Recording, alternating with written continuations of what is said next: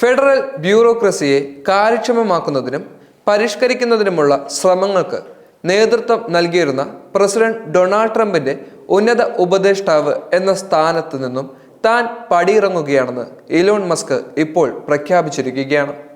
Government efficiency വകുപ്പിലെ ഒരു പ്രത്യേക ഗവൺമെന്റ് ജീവനക്കാരൻ എന്ന നിലയിലുള്ള തന്റെ കാലാവധി അവസാനിക്കുമ്പോൾ പ്രസിഡന്റ് ട്രംപിന് നന്ദി പറഞ്ഞുകൊണ്ട് ടെസ്ല സ്പേസ് എക്സ് സിഇഒ തന്റെ ഉടമസ്ഥതയിലുള്ള സോഷ്യൽ മീഡിയ പ്ലാറ്റ്ഫോമായ എക്സിൽ വാർത്ത പങ്കിടുകയായിരുന്നു.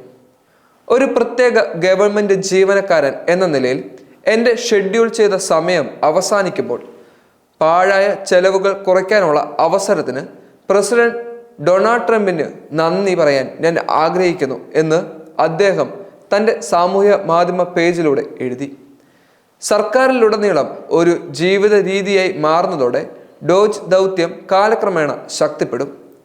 പ്രസിഡന്റ് ട്രംപിന്റെ നിയമനിർമ്മാണ അജണ്ടയുടെ കേന്ദ്ര ബിന്ദുവിനെ വിമർശിച്ചുകൊണ്ട് പ്രസിഡന്റ് വലിയ മനോഹരമായ ബിൽ എന്ന് വിളിക്കുന്നതിൽ ഞാൻ നിരാശനായെന്നും പറഞ്ഞുകൊണ്ടാണ് ഒരു ദിവസത്തിനു ശേഷം രാജി എന്ന വലിയ കാര്യം ലോക രാജ്യങ്ങൾ ഇപ്പോൾ ചർച്ചാ വിഷയമാക്കിയത്.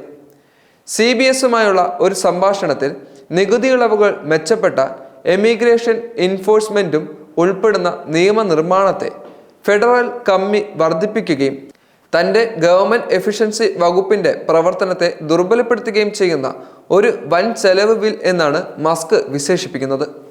ഒരു ബിൽ വലുതാകാം, അല്ലെങ്കിൽ മനോഹരമായിരിക്കാം എന്ന് ഞാൻ കരുതപ്പെടുന്നു. പക്ഷേ അത് രണ്ടുമാകുമോ എന്നെനിക്കറിയില്ല, മസ്ക് വ്യക്തമാക്കി. ചൊവ്വാഴ്ച രാത്രി പുറത്തിറങ്ങിയ മസ്കിന്റെ CBS അഭിമുഖത്തിനു ശേഷം ബുധനാഴ്ച ഓവൽ ഓഫീസിൽ സംസാരിക്കവേ നിയമനിർമ്മാണ ചർച്ചകളിൽ ഉൾപ്പെട്ടിരിക്കുന്ന സൂക്ഷ്മമായ രാഷ്ട്രീയത്തെക്കുറിച്ച് സംസാരിച്ചുകൊണ്ട് ട്രംപ് തൻ്റെ അജണ്ടയെ ന്യായീകരിക്കുകയായിരുന്നു.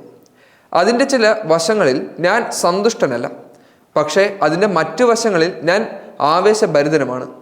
കൂടുതൽ മാറ്റങ്ങൾ വരുത്തുമെന്ന് സൂചന നൽകിക്കൊണ്ട് അദ്ദേഹം വ്യക്തമാക്കുകയും ചെയ്തു. എന്താണ് സംഭവിക്കുന്നതെന്ന് നമുക്ക് കാണാമെന്നും അദ്ദേഹം എടുത്തു പറയുന്നു.